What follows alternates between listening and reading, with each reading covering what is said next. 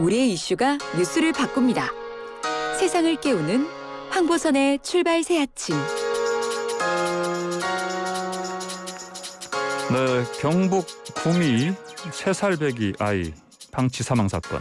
빈 집 안에서 사망한 채로 거의 반미라 상태로 발견된 사건이죠. 그런데 또 더 충격적인 얘기가 나왔습니다.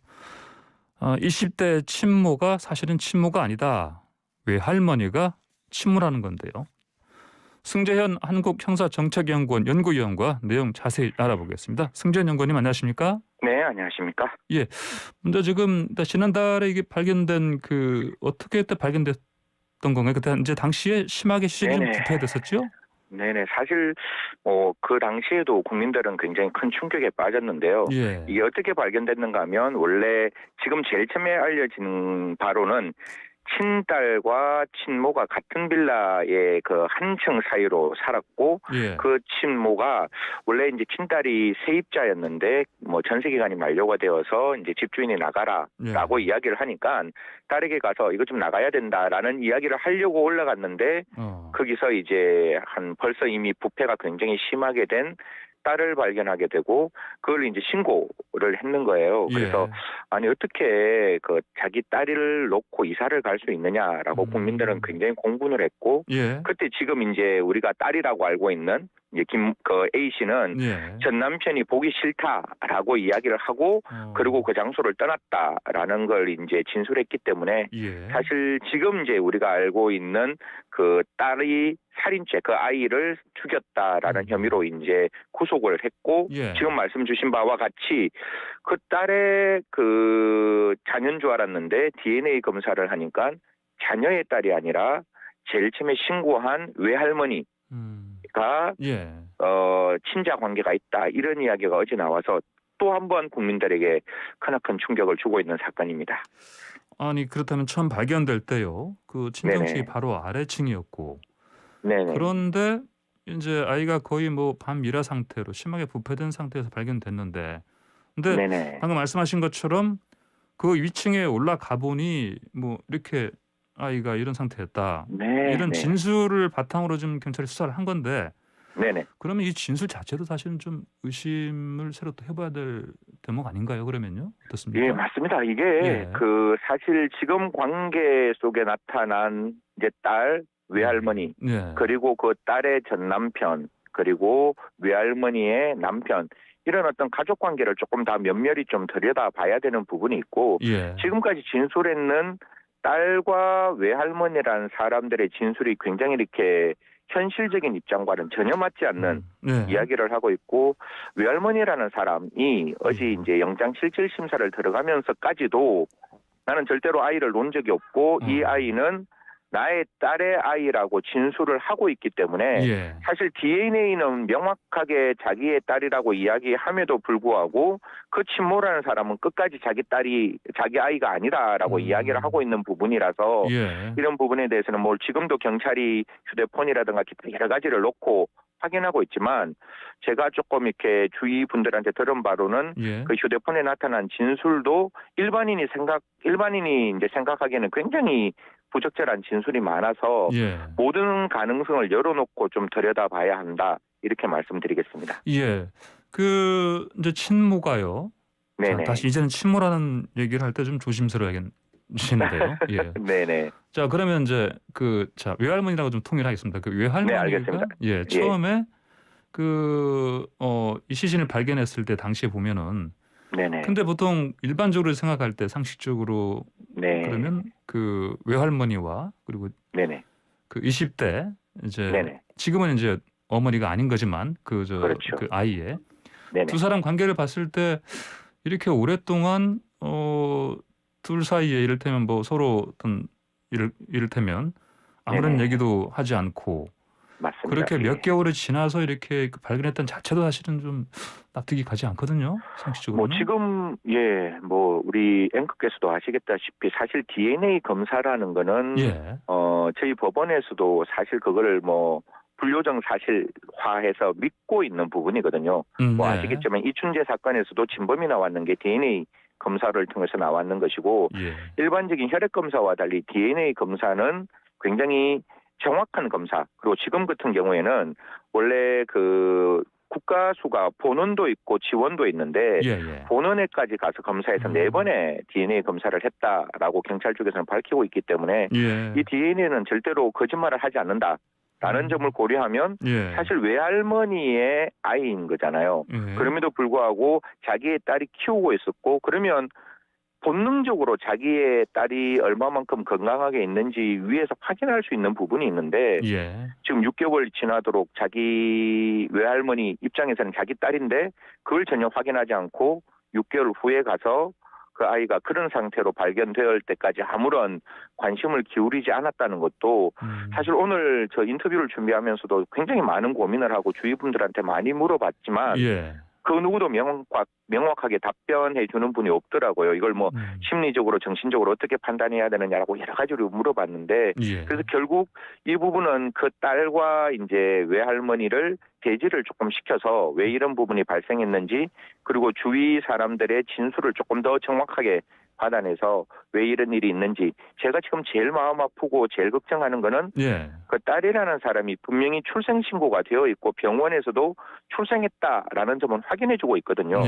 그러면 지금 외할머니의 그 친자만이 사실상 사망했는 상태이고 딸의 원래 그 외할머니의 딸의 진짜로 출생한 아이의 지금 행방은 전혀 오리무중이라서 이 부분을 경찰은 조금 더 기민하고 조금 더 적극적으로 그 딸의, 그러니까 지금 딸의 원래 놓았는 그 아이의 생사를 확인하는 게 가장 중요하다, 이런 말씀드리겠습니다. 그럼 이렇게 좀 구체적으로 얘기를 할게요. 그러니까 20대 그 초반에 딸이라고 할게요. 그 딸이 낳은 정말 그 다른 아이 한 명.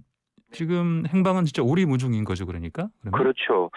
분명히 이게 출생을 했는지 안 했는지 그것도 제가 굉장히 궁금해서 알아보니까 저 경찰 쪽에서 나와 있는 진술로는 분명히 병원에서 아이를 출생했다. 그리고 그 의사도 이 부분은 확인해 줬다. 라는 게 있으니까 그러면 우리가 알 수 있는 한 정확한, 제가 뭐 이 사건이 앞으로 수사가 진행되기 때문에 나머지 사실은 추정이라서 사실 팩트가 없는 상황에서 단정적으로 말씀드리기는 굉장히 어렵지만 2가지 정도는 확실한 거죠.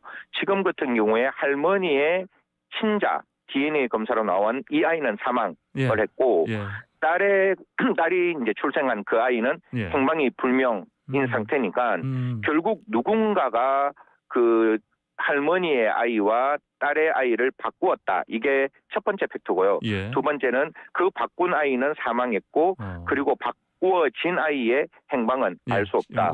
그 부분이 있는 거죠. 그러니까 경찰로 좀 찾고 있을 것 같긴 한데. 그리고 그 사라진 아이는 출생 신고는 지금 안 돼 있는 거고요. 그렇죠. 그러면은 자, 이게 몰래 바꿔치기했다는 얘기도 또 충격이고요, 보니까. 그러면은 친부는 도대체 누구인가? 또 의문이 또 듭니다. 이 부분도 경찰의 진술을 종합적으로 정리를 하면 원래 지금 딸의 전 남편이 있잖아요. 딸의 전 남편하고도 DNA 검사를 했을 때 그 사람하고도 DNA가 맞지 않고 지금 이제 외할머니의 그 외할머니라고 이야기하고 있는 그 사람에게도 남편이 있을 거잖아요. 할아버지라고 이야기할 수 있죠. 거기하고도 DNA가 맞지 않는다. 결국 지금 이 사망한 아이의 친부는 사실상 아직까지는 드러나지 않았지만 경찰은 이 할머니라고 우리가 지칭하고 있는 사람의 주위 남자들, 뭐 내연남이라고 이야기할 수도 있겠죠. 그 내연남을 어느 정도 이제 확정은 했는 것 같아요. 그래서 그 내연남과 이제 DNA를 확인하고 있다, 이런 부분이 나와서 사실 이게 임신을 했는 시기 그리고 딸이 출산했는 시기 이런 게 다 일정 부분 겹쳐지고 있는 부분들이 있기 때문에 왜 이런 상황이 발생을 했는지 분명히 친부를 찾는다면 조금 더 사건의 실마리를 적극적으로 찾을 수 있지 않을까라는 생각을 하고 있습니다.